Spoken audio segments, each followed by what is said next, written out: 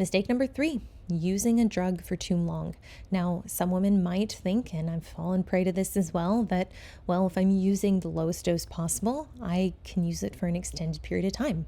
And realistically, why wouldn't I? Because I'm going to look better. I'm going to train better. I'm going to feel better in my sessions. And realistically, I think this is where we need to have a firm understanding on what these drugs are best used for. If you look at the name, anabolic androgenic steroid, it is best used for building muscle. And sure, as you escalate into divisions that have higher muscularity needs, there is going to be some gray area in how these drugs are used, but largely for the bikini athlete or the recreationalist or the hobbyist competitor, this is not something that we need to have in place just as a staple, as a baseline in a contest prep. I had a girl come to me not too long ago, and her coach had recommended that she run, I think it was Primobolan, and she was like 2 or 3 weeks into her contest prep. But I'm like, I don't love that because, I mean, she laid out her timeline for me and it was like 14 more weeks.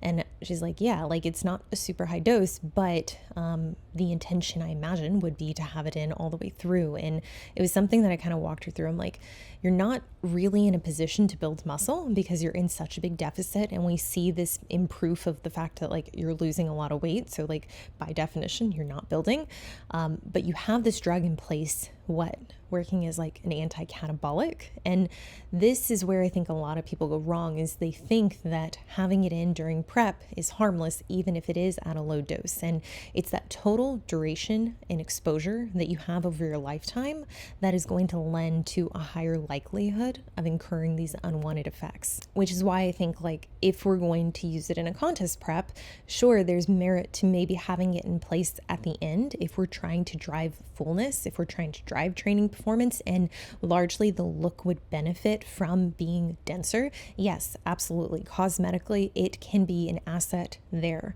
but we're not talking about over the course of 8 to 12 to 16 to 25 weeks. And if that's the kind of protocol you're following, I would have a conversation with your coach. I would definitely get clarity if it's something that's in place now very early on, and get a better sense of if this is something that they're going to have you continue to run the entirety of your season. And realistically, this could kind of be its own mistake, but I already formatted this video. I already decided this is how I'm going to do it. So I'm just going to embed this in here. Is using it in prep inherently isn't wrong, but I think it can be a slippery slope, because in the case that you're using it for those cosmetic effects, or you're using it to drive training performance the last 8 weeks, which I don't think is necessarily a great use for it, well then where does that leave you post-show? A lot of people will want to put it in post-show as well. I don't recommend this. It's not a great time to grow. You're typically pretty run down and at a high risk for injury. And it's like, okay, you can put this in place and it sure is going to facilitate a very big physical change, especially if you're on plan. But realistically, you're not going to be in a great place hormonally to grow.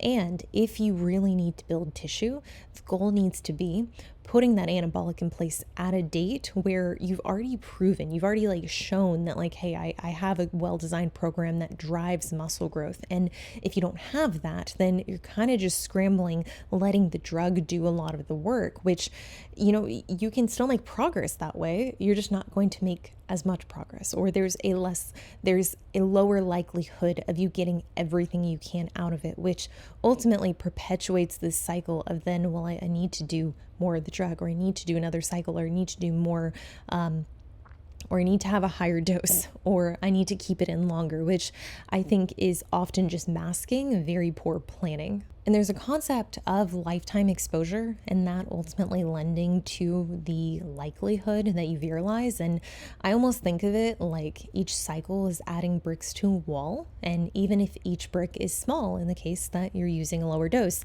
eventually you build that wall high enough to overshadow what you define as feminine. And again, I've said it so many times, and I think it's important to be very clear and accurate that like not everyone's definition of feminine is the same. So in the event that you're talking with another athlete or someone who's used enhancements in order to kind of assess whether or not their sourcing is safe, their dosing, their cycle design is something you want to follow, you have to be very clear on understanding, are the changes that you're concerned about, are those also a concern to them? Do they also share that same definition of femininity?